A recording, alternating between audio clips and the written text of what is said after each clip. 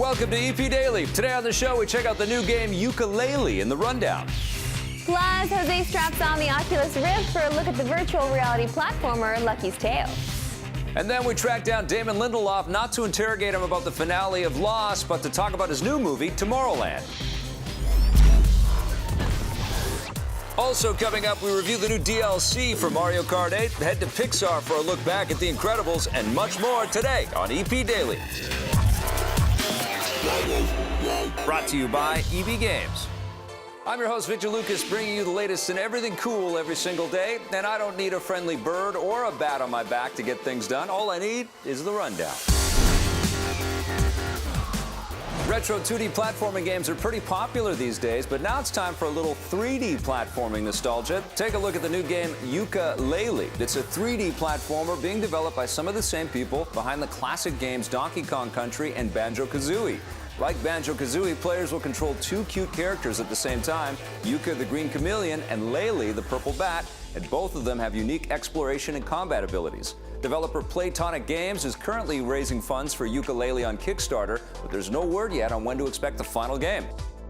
After years of development, the long-awaited Assassin's Creed movie is finally jumping in front of the cameras. Speaking with Coming Soon, the film's lead actor Michael Fassbender announced that shooting officially begins this September. This brings to an end the long pre-production process as 20th Century Fox and game maker Ubisoft went through several versions of the script. Ubisoft has said that they're determined to get it right and are maintaining a strong degree of creative control to make sure the film will be as well received as the games.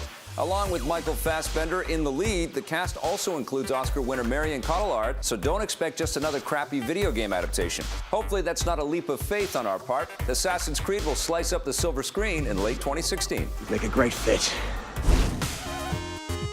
Fun stuff in the rundown today. We have a video game adaptation coming to film. Scott Jones is here to talk to me about the Assassin's Creed movie. Are you excited about this? I think trying to extend the fiction of the world, of the game world that Assassin's Creed is set in, I think that's an interesting, fresh kind of direction, and I wish them success.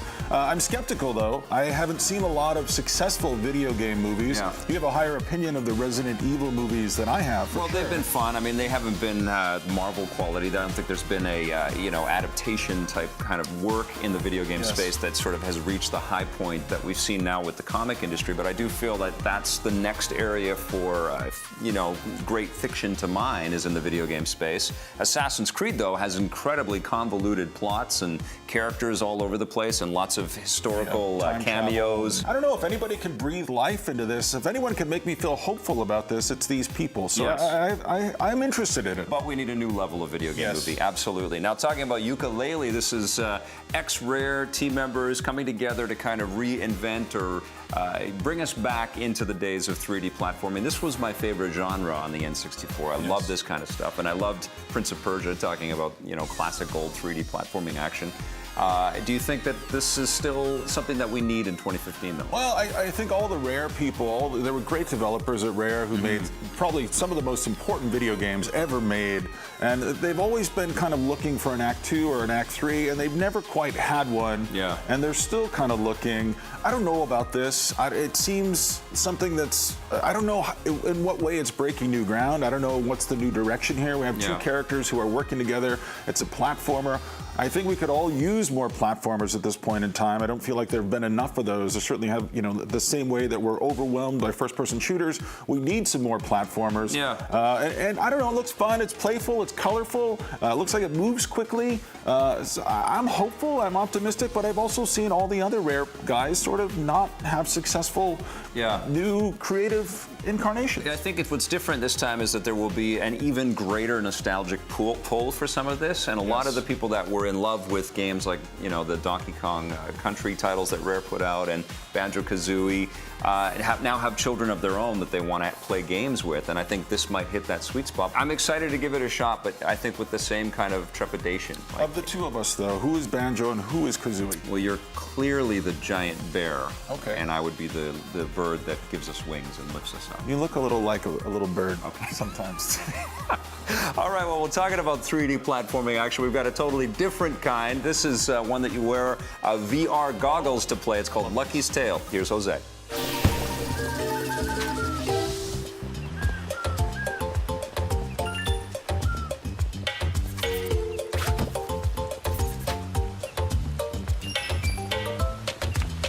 Now, sometimes you're told how cool things can be, and hearing it is one thing, but then you play something like Lucky's Tale, and it totally all makes sense. Talking about Lucky's Tale on the Oculus VR, tell me about the concept behind this game and what's exactly happening and how you're making it work in this 3D world. We are bringing a third-person platformer to VR for the first time. Lucky's Tale is the story of Lucky the Fox and his adventures in the world of VR. Now, how exactly does that even work? I mean, a 3D world, but I can also move around it. It's like a 4D kind of thing going on. I know, it sounds crazy, right? And it was totally not intuitive. I mean, it was not the first idea we thought of. When people think about virtual reality games, they think kind of the typical stuff, a first-person shooter, a space game, a racing game. And we built a lot of prototypes. This is one of the things that popped out of it. When we saw it, was just like shocked by it. Oh my gosh, look at this. This works so well in VR. When we built that prototype, you got to look and you see the character there in front of you, and you're like, oh, okay, it looks just like a platforming game. And then all of a sudden you're like, wait a minute. I can see the whole level stretching out ahead of me, and it's just this like eye-opening, like, oh my gosh, this is the only way I ever want to play platformers. So as soon as we had that feeling, we put all our resources into this. So who is Lucky? Give us a little background on this, who this character is. The tech is cool, but who is the story? Tell us about the game. Lucky's a fox. He's a little fox, lives in the forest with his family. And the story begins when Lucky is building a hot air balloon with his sister, which he's always doing that. He's always building little stuff. And he turns around and all of a sudden, it takes off without him. And his sister's in it, and he's got to brave the world beyond his backyard for the first time in his life. He kind of ties on his little cape, jumps over the fence, and that's how Lucky's Tale begins.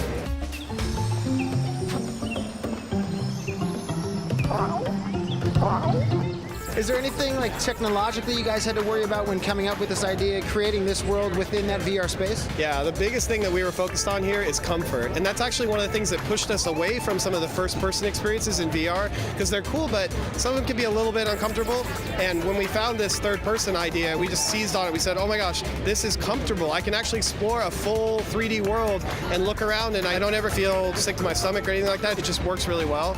For us to make that work, we needed to really focus on the camera and how the camera moves. I don't know if you noticed the world itself. It's not scaled like a real world. Trees are not actually the size of trees. We've scaled everything down so it's more like a model train set or something. And the feeling we're trying to get across there is like your little toys have come to life and you're inside one of your toys. And so are there any things you're looking forward to trying that you couldn't actually do in a 3D world like this before? The things I'm most excited about are these moments of gameplay, these mechanics that we have that are VR only, that you could just never experience unless you were playing in VR. So you saw one of those moments in the game where you pick up a bomb, and Lucky is holding it over his head, but he's waiting for you to tell him what to do. And all you have to do is just look at where you want him to throw it, and he'll throw it over there. And so it's like you feel this cooperation, this connection to the character that you could just never experience on the TV, and only in VR.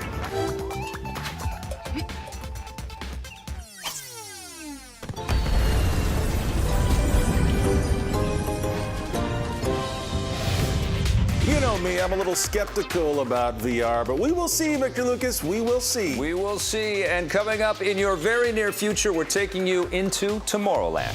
Come on.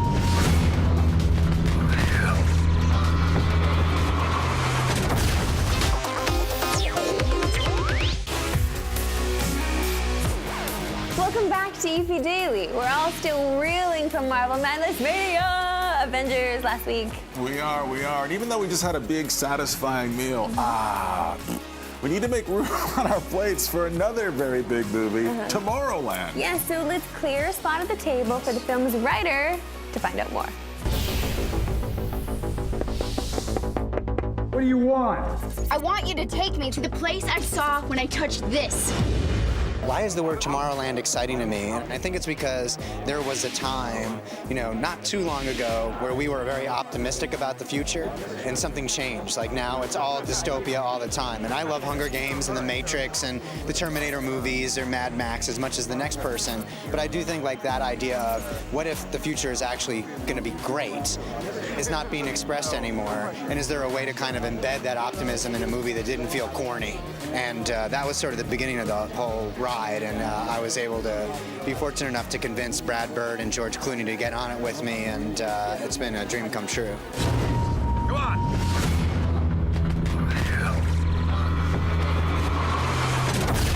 the stories that I'm engaged by are stories that inspire and make me feel like, oh, this is hopeful in some way. Although I'm a fan of nihilism if it's offered in the right context.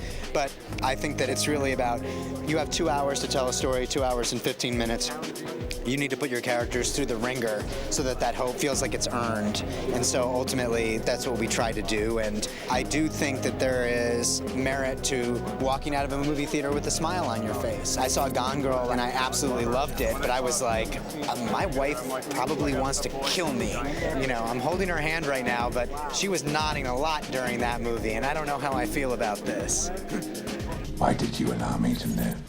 We all make mistakes. The best thing that has happened to me in my career is that I've had enough success to be able to convince the people that I am fans of to let me work on their projects. The real beginning of my career was with JJ on Lost and then continued on Trek, but then that opened the door for me to work with Ridley Scott on Prometheus and Brad Pitt on World War Z and now Brad Bird on Tomorrowland. So it's really just a way for me to work with my idols, and I think that I am very good at having 10% of an idea. I just have to find people to close the gap on the other 90. It's not mine. What's not yours? The pen. I've never. When I touched this pen, I saw this place. Oh man, that guy has written so many amazing screenplays: Lost, Star Trek Into the Darkness, and World War Z, or Z, depending on where you're from. Well, you know, he co-wrote the film with director Brad Bird. In fact, you know what? Let's go to Yesterdayland and travel back to 2004. Brad Bird, of course, directed The Incredibles. Nice. And someone we know visited Pixar's studio. What are you doing? I'm doing time traveling. Okay, I'll do it too. That sounds like a pigeon. Give us a sense of some of the challenges that you guys faced with this movie. It's different from the other Pixar movies that have come out.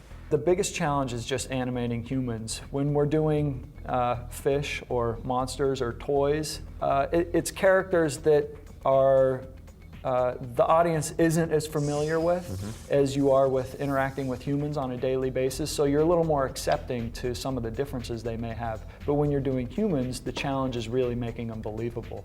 Did you work on all of the characters, or did you have to specialize on one or two? I personally specialize mostly on Frozone. Brad Bird likes to cast the film out in sequences, so animators are responsible for a whole little chunk of scenes. And we had the option to express interest in particular sequences. So if you chose a sequence that had a lot of characters, you were going to animate a lot of characters. How did you guys come up with these superheroes, and where did they come from? Well, they're all Brad's creation. And he basically, when he was developing the story and thinking about the superheroes, it was their characters that defined their superpowers. Gotcha. Like the dad. What does a dad need to be? Well, dad needs to be strong. He needs to be there. He protects his family. Obviously, super strength. Mom. What does mom need to be if she had superpowers? Well, moms are multitaskers. They hold everybody together. Their hands are in everything. They're stretched to the limits, so elastic powers. Talk to me about your relationship with the actors involved in this film, and you know, what they bring to the characters that you guys created. It's still amazing to me, the years I've been in animation, the transformation of the characters when an actor gets on board and starts doing the voice for the character. It just kicks it up a whole nother level of believability. I mean, I'm working with drawing the characters every day, and I put them up, and we have pitches to the director, Brad Bird. We own them. But then when the actors get in there, since their only job is to give the voice, give the character, make them believable, just what they do with their voice and the richness in that quality that they bring to the character just makes them live. Mark, great to meet Thanks you. a lot, Major. I love time traveling. No, you can only go back once per show. That's the rule. Aw, man. All right, stop it. Listen, coming up after this, my good friend here, Marmar and Vic, review the latest DLC from Mario Kart 8 after this.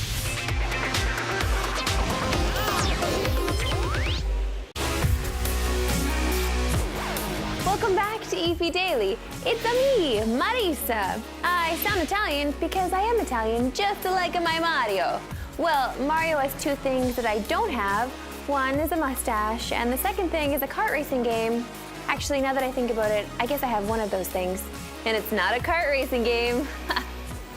Anyway, there's new DLC for Mario Kart 8, and Vic and I have the review.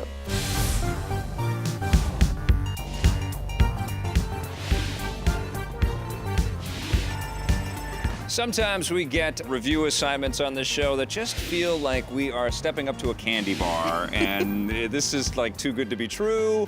That was the case this time. We're taking a look at Mario Kart 8 DLC because we really haven't reviewed or talked about the DLC for this amazing game that we were both fans of last year. Yes, absolutely. But you had complained in the review that there wasn't enough, like you wanted more characters, more tracks, and here they are for a price. Yes. You do need to pay for these, but we've been seeing this now with just games in general. You get your game. It doesn't feel like a complete game quite yet, but if you put down more dough, you get that completion. And that's exactly what it feels like here. This game feels like such a masterpiece now with all of these additions, particularly for myself, the addition of Animal Crossing. Yes. Oh my God, I did not think that I could have this much joy playing a Mario Kart game. And the second I jumped into and started playing as Isabelle and jumped into this cute little scooter, this little moped, I was just there and I was in this little world, this Animal Crossing world, and I loved every second of it.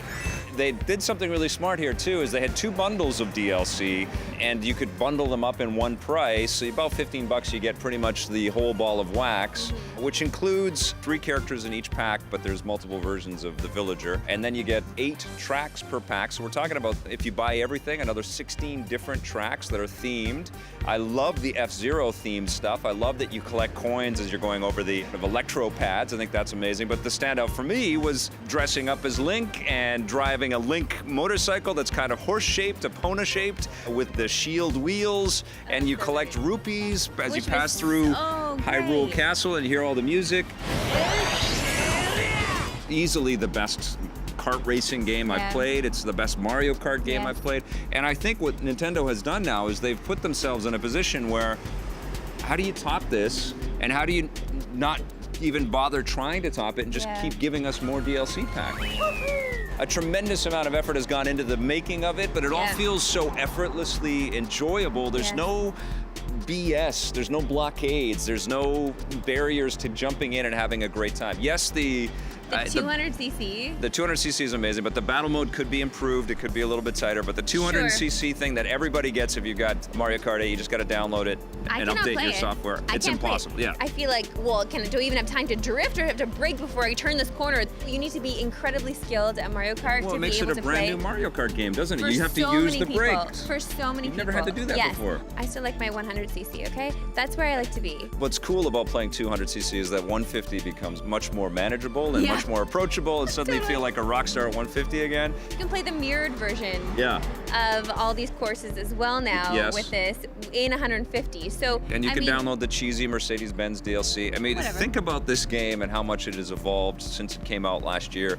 This is the way you do DLC, even though we had to wait quite a long time because obviously they had to build all of this stuff, and there's almost a full game's worth per DLC pack in a lot of ways. I would pay $15 just for the Animal Crossing DLC, just for that one course that you get at the end of the circuit, where you're actually in the village with the villagers. Oh my God, it's just so perfect. And you see KK Slider when you're rounding the bend. I love all of that. I love how they give to fans of these games, and they really have with this. And the other cool thing is, of course, they've added the Mii Suit account as well. If you've got amiibos, you attach it to the gamepad, and all of these different Mii Suits pop up. You can be Samus Aran or Mega Man or Sonic. This is an incredible game. What would you give just the DLC packs? I think it's totally worth it. It gets a 9 from me. Yeah, it gets a 10 from me. What do you give Mario Kart 8 now overall? Oh, Mario Kart 8 overall, it's a 9. It's a solid 9. No, this is a 10 from me. Manaj, a world with banana peels all over the road. What a mess. Don't go racing off just yet. You've got your Twitter question of the day up next. If you want more EP, go to our website, epn.tv, for bonus content and full episodes. We're also on Facebook and Twitter.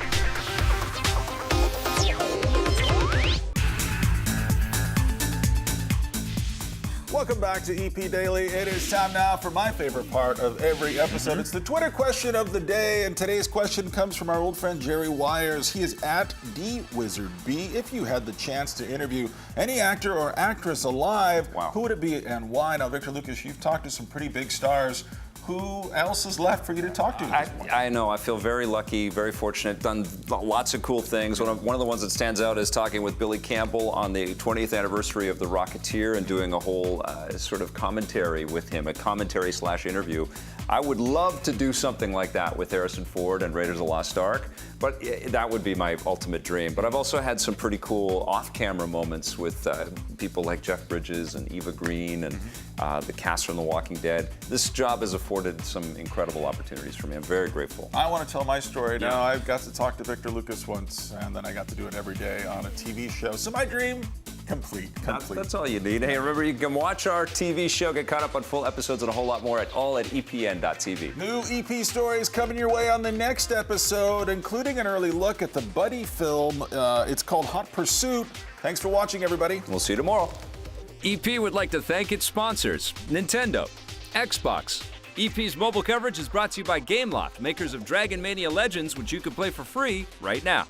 I am a police officer. Ay, please, look at you. You're teeny tiny. You're like a little dog that I can put in my purse. The story of this movie is about Daniela Riva, who is my character, and Reese Witherspoon's character, who is Officer Cooper. And Daniela has to be taken to witness protection program, and Officer Cooper is supposed to drag her to where she's supposed to be. And things happen along the way, and they end up having like this road trip from hell. I am her lover. What? We had a little fight, but I'm sure you know whose fault it was.